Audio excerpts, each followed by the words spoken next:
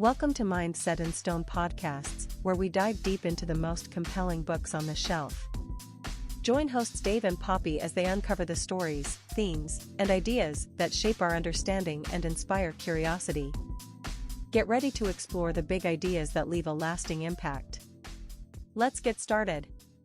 Welcome to the Mind Set in Stone podcast, where we don't just scratch the surface of personal development. No, we dive deep into the curated knowledge you need to fundamentally transform your thinking and, well, ultimately, your life. Today, we are immersing ourselves in a singular, really powerful source of wisdom. It's the essential insights distilled from Shubham Kumar Singh's influential book, You Become What You Think. Master your mind, master your life. And this isn't just one book on a bookshelf, it's more like an entire curated library. Right. The author went through hundreds of influential works. Everything from personal growth and happiness to stoicism and cutting-edge mental health. And he extracted only the most impactful, the most actionable nuggets. Our mission today is to give you, the listener, the ultimate shortcut. We're going to unpack these profound, transformative pieces of knowledge. And we're not just focusing on what they are, but how they work, and more importantly, why they matter. So you can immediately begin applying them to create some real lasting change. And before we get into all the practical frameworks, we have to start with the foundation, the philosophical bedrock that really every single one of these insights is built on. It's that ancient, undeniable truth. Our thoughts are the absolute architects of our reality. That sounds big, but it's true. They construct our perceptions, they define our emotions, and they steer our destiny. And this idea isn't some modern self-help trend. It's millennia-old wisdom. Yeah, you just have to look at the words of the Buddha. All that we are is the result of what we have thought. And the powerful follow-up to that is, with our thoughts, we make the world.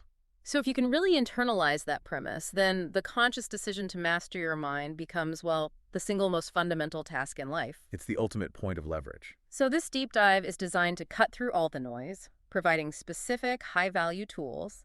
Let's jump right in. Let's start with maybe the biggest drain on our mental energy, where we spend our time thinking. So we're opening this discussion with the immense power of presence.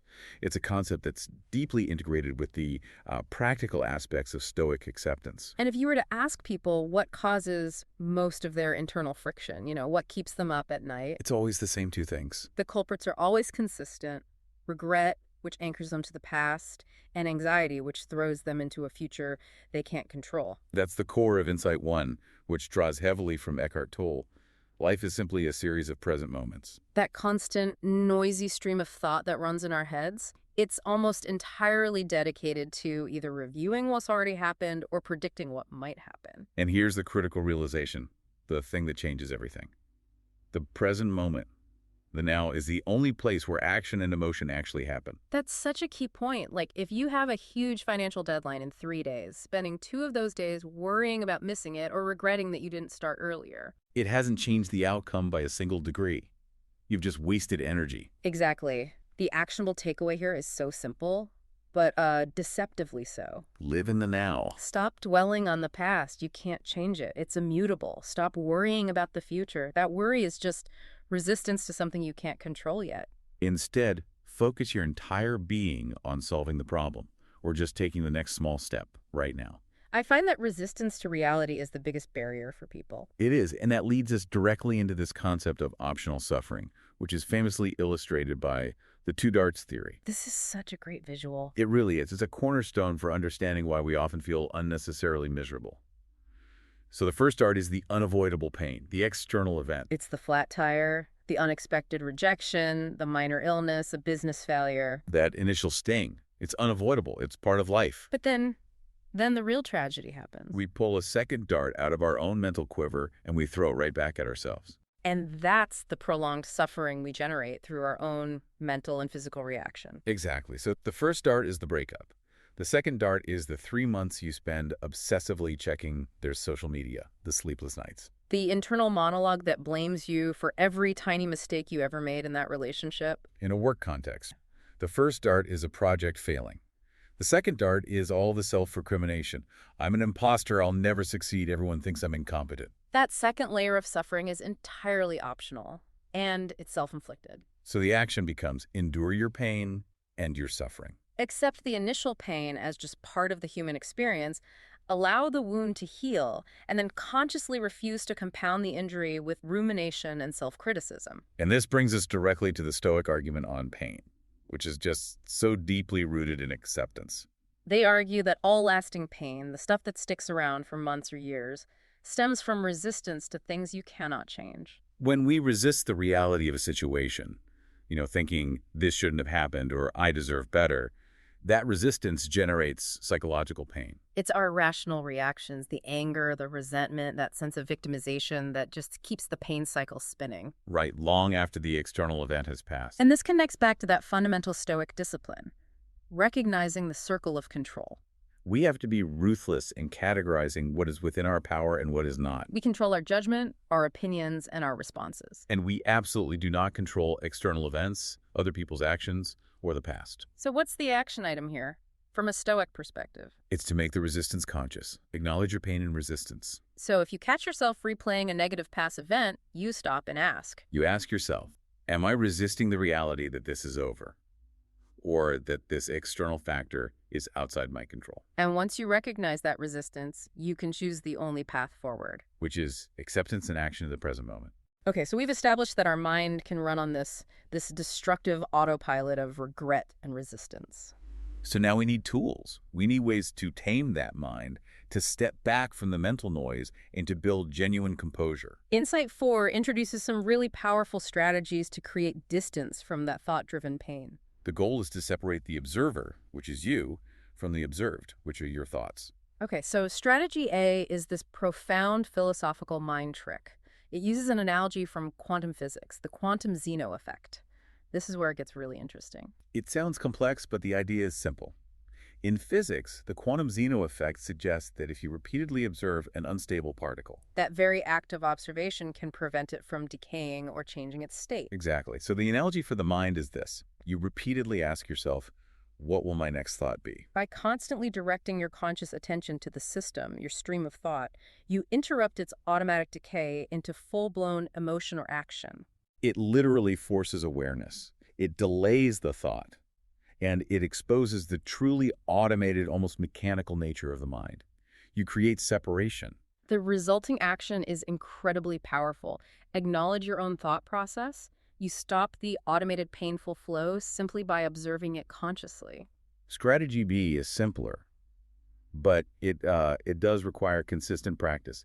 It's radical non-judgment of the inner voice. Meaning you stop categorizing thoughts and desires as good or bad. You just notice them, without acting on their immediate demands, especially right after a setback. This speaks to the immense amount of energy we waste on self-criticism. It's true. As the author notes, drawing from figures like Louise L. Hay, punishing yourself for years, well, it hasn't produced the change you want, has it? No, it just compounds the misery. The actionable path is mercy. Don't be so harsh on yourself. Recognize the mistake or the shortfall, accept that it's done, and then immediately pivot to what you can do next. Instead of engaging in that debilitating internal criticism, that critique is so often just the second dart disguised as motivation. This capacity to observe and move on is really fundamental to Insight 5, which is all about defining true composure. Yeah, and a lot of people think composure means hiding emotions, putting on a brave face or repressing the feeling. Which is repression, and that's destructive. Right.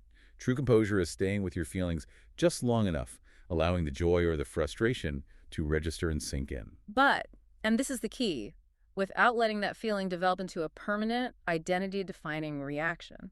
Composure acts like a mental reset button. So if you land a huge client, true composure means you celebrate the success, feel the joy, and then let it dissipate. Rather than developing that permanent state that says, I need more success at any cost to maintain this feeling. Conversely, if you face a profound setback, you allow yourself to feel the disappointment, but you break the connection that insists, I must permanently avoid all similar situations in the future. Because everything is temporary. The practical step is to acknowledge your feelings. Fully experience them. Joyful, sad, angry, stressed. Let them sink in. Understand their message. And then accept that everything is fine as it is, without needing to rush to the next permanent emotional state. The ultimate application of this kind of detachment is found in Insight 6. Suffering reduction via non-attachment. It's a core Buddhist principle. This is all about cultivating a healthy, non-egoic sense of self by gradually letting go of the things we attach our identity to. Every time we use possessive language, my title, my relationship status, my collection, my opinion. We give that external thing power over our internal state. And that's so dangerous because everything in the material world, in the relationship world, it's all transient. It will break or end or be lost. So over-identifying with these things is a guaranteed path to constant low-level anxiety, fear of loss, and, well, potential depression when the inevitable happens. And it's not just material objects, is it? Not at all. Think of attachment to an identity, like being the smartest person in the room, or the reliable caretaker. When those roles are challenged, your whole sense of self can shatter. A fantastic practical way to start this process is physical decluttering. The book suggests trying it for a weekend. It's a physical ritual of letting go. Yeah. It helps regulate your sense of self by proving you can thrive without all that extra stuff. And if that feels too immediate, try the visualization exercise. Mentally zoom out, like you're using Google Maps, Past your city, past your continent. until you see yourself as just a tiny part of this vast, infinite universe. When you realize the immensity of the system, why would you let a broken object or a minor slight cause deep, prolonged stress? That shift in perspective is instantly grounding. That foundation of presence and self-awareness is absolutely necessary. But now we move from the internal psychology to external results. Right. Section 3 provides the practical architecture for success, and it's all centered on habits and identity change. If you set a goal like, I must write a best-selling novel or I must lose 50 pounds, it feels massive. It's totally unsustainable. And Jim Rohn's Wisdom in Insight 15 tells us the key to longevity is transforming those massive aspirations into small, daily, almost trivial routines. So the goal isn't to dedicate your entire life to the pursuit, because that just leads to burnout. The goal is to find a sustainable daily balance. If you want to write a novel, commit to 250 words a day. If you want to eat healthier, don't overhaul your whole diet. Just swap that one afternoon candy bar for an apple. It's the ritual, not the volume, that matters at the start. The essential actionable takeaway here is repeat until it sticks. Break large endeavors into micro chunks and practice them with consistency. You're leveraging the human mind's deep need for repetition to build a habit. Insights 17 and 18 build this into a full system, drawing from James Clear's really effective framework. This isn't just theory. This is the mechanism of change. It's the 4 components of the habit loop. That loop dictates almost all our behavior, good and bad. The cue, the craving, the response, and the reward. Let's use a real-world example, something other than a phone notification. Okay, say you're stressed at work. The cue is hitting a challenging roadblock on a project. The craving is that desire for mental relief or just a distraction. The response is walking to the break room for a highly sugared coffee and a donut. And the reward is that immediate dopamine hit, which temporarily lowers the stress. So the loop is complete. Once you understand that loop, you can start to hack it. You can change the cue, change the response, change the reward. You have control points. The power comes from recognizing that these small changes compound. Getting just 1% better every day, it results in a 37-fold improvement over a year. But here's the critical distinction. The focus shouldn't be on the result. It has to be on the identity. Ask yourself, who is the person who achieves that goal? A writer writes 250 words a day. A healthy person chooses the apple. Repeated actions are votes for the person you want to become. And that internal identity shift is what makes the habit stick. The law of behavior change summarizes how to engineer this. You make new habits easy and satisfying. And the best tool for the easy part is the 2-minute rule. It states that any habit can be started in 2 minutes or less. If you want to start exercising every morning, the habit isn't the 1-hour run. The habit is just laying out your running clothes the night before, or just putting on your shoes. It drastically lowers the barrier to entry. It makes failure almost impossible. The satisfying part is so often overlooked. We need immediate positive reinforcement. The key actionable takeaway here is to make the reward visible. Use a habit tracker for that daily little pride boost. And attach an external reward. So for example, if you track how much money you save by packing lunch instead of eating out, you can use that savings for a new jacket or a weekend trip. That immediate reinforcement is just crucial. Consistency, as covered in Insight 20, is what builds big momentum. The more positive habits you stack, the more you vote for your desired identity, and the easier good decisions become until they operate on autopilot. So the focus has to be on just showing up. Consistency over perfection. If your goal is to go to the gym 3 times a week and you're exhausted, Just show up for a short 10-minute workout rather than skipping it entirely. Because missing a few sessions breaks the momentum and requires so much more effort to restart that flywheel. Think of momentum as pushing a giant, heavy flywheel. The initial pushes are agony.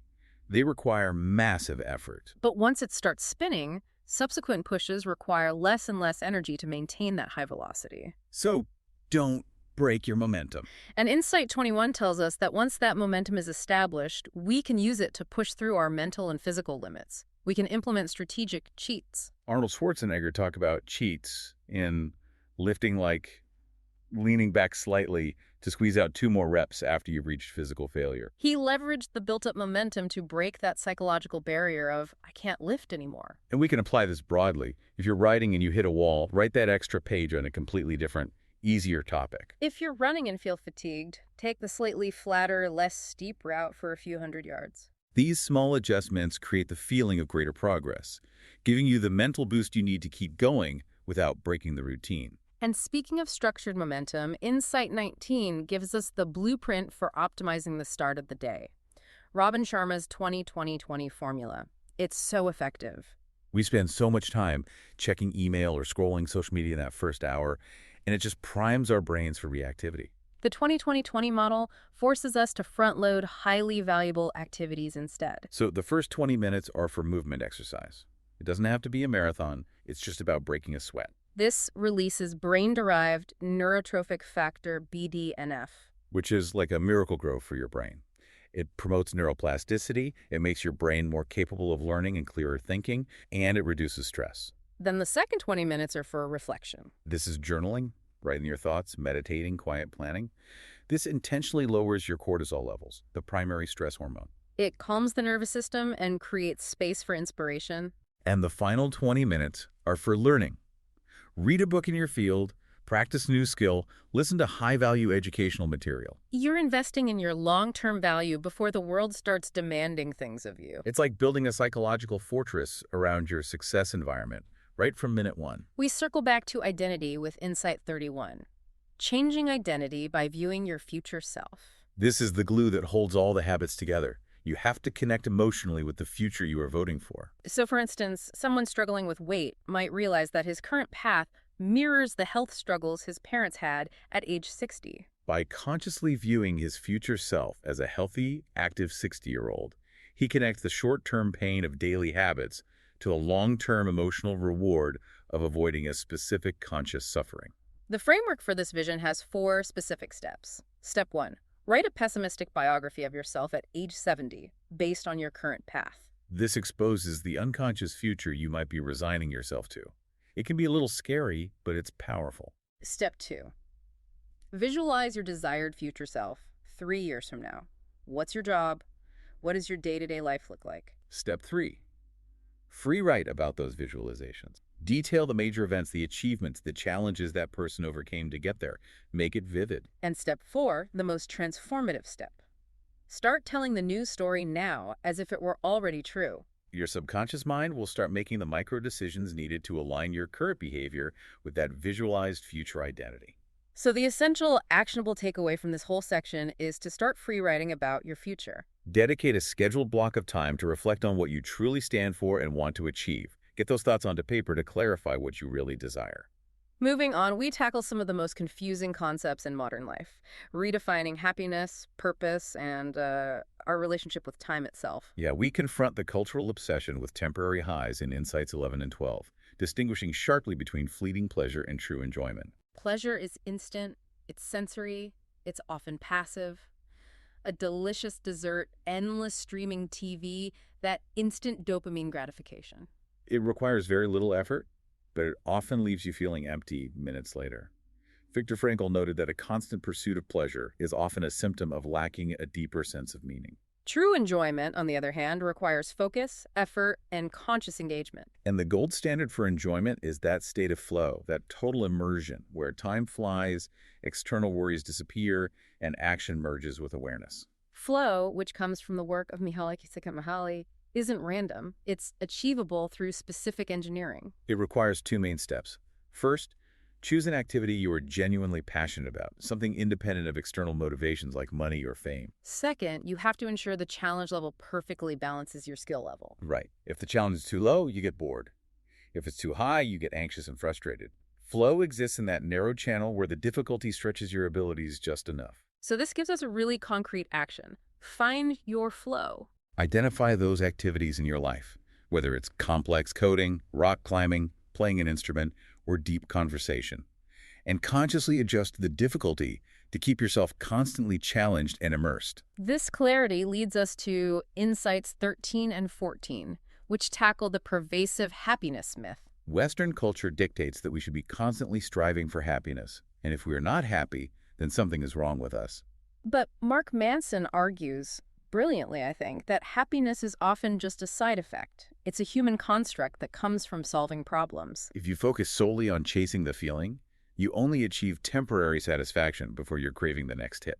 The shift has to be away from chasing happiness and towards embracing productive struggle. Focus instead on solving meaningful problems and working towards a greater purpose. True happiness naturally follows that effort and fulfillment. And this requires setting an ultimate life goal. This isn't a task list goal, it's a profound guide. It drives your motivation and helps you determine what truly matters when you're faced with daily choices. It's a compass for your life, not a definition of your worth. So the action here is to sit down and really analyze your deep desires. Write down a bucket list, but don't just list the items. Examine the connections between them. Do they all point toward the same underlying purpose? If not, you need to refine your ultimate goal. To structure the pursuit of that ultimate goal, we can turn to Stephen R. Covey's 7 Habits from Insights 22 and 23. This provides the organizational framework for aligning your behavior with your purpose. The first 3 are all about self-mastery. Be proactive means taking responsibility for your responses. Begin with the end in mind requires visualizing your ultimate goal, your personal mission statement, which we just talked about. And put first things first is the practical application. This forces you to prioritize based on importance, not urgency. It means ruthlessly focusing on quadrant 2 activities, those that are important but not urgent, like planning, relationship building, deep learning. And critically, put first things first requires you to say no. Saying no to distractions, saying no to worthwhile, but secondary activities that divert energy from your primary mission. It's a superpower. But personal growth isn't solitary. Covey then stresses relationship habits. Think win-win is crucial. Cooperation over competition increases collective productivity and success. And maybe most importantly, seek first to understand, then be understood. This is empathic listening. It means truly giving others your undivided attention, listening to understand their worldview and perspective. Not just waiting for your turn to speak or formulating your rebuttal while they're talking. That shift in communication is transformative. The ultimate actionable takeaway here is to learn to listen, cooperate more with others. Practice empathy, give others your undivided attention, and embrace a team sport mentality for mutual growth. Collaboration often unlocks potential that individual competition just destroys. Finally, in this deep dive, we have to confront the modern obsession with time mastery and perpetual productivity. These are Insights 32 and 33, leveraging Oliver Burkeman's counterintuitive approach. And the reality check here is, well, it's sobering. The average human lifespan is tragically short, around 4,000 weeks. And time, as a concept, doesn't really exist outside of our clock-driven perception. The paradox is that the more we try to organize, manage, and master this limited time, the more mastered we become by the clock. We become anxious about maximizing every single minute. And high productivity can become a trap. Now, I have to challenge this a little. In a competitive professional environment, doesn't doing less often just mean you're underperforming? That's a fair question, but the distinction is strategic prioritization, not laziness. Think of the inbox zero trap. You might be incredibly productive replying to emails, but that often just leads to more emails. You become the most reliable responder, pulling more tasks your way. So the goal isn't to be less effective, but to do less of the peripheral, non-essential tasks. And focus only on the truly important work that aligns with your ultimate purpose. The ultimate solution here is adopting a fixed volume mindset. The final practical takeaway we're offering you today is keep 2 to-do lists. One list is your comprehensive inventory of all open tasks, large and small.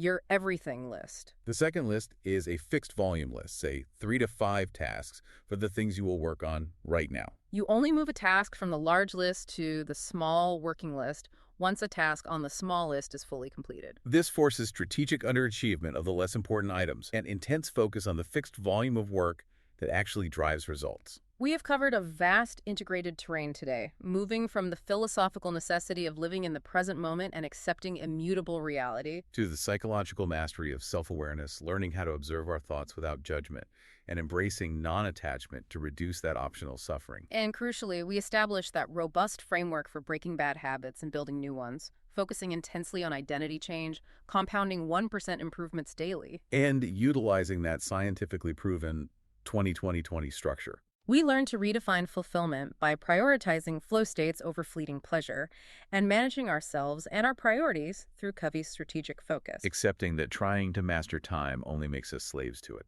As we close this transformative deep dive, I want to leave you with a provocative thought from Adam Grant, summarized in Insight 69. A hallmark of wisdom is knowing when it's time to abandon some of your most treasured tools and some of the most cherished parts of your identity. The transformation we've discussed today requires consistent reevaluation of who you are and what you hold dear. So we challenge you to schedule a life checkup this week based on the principles we've discussed. Dedicate a solid hour to free writing your desired future self, that 3-year vision you want to start voting for.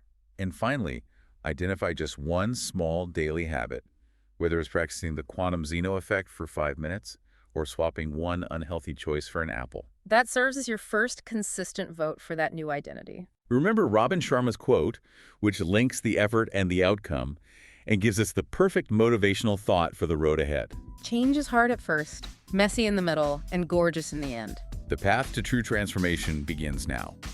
We hope you're leaving with fresh insights and a spark of inspiration.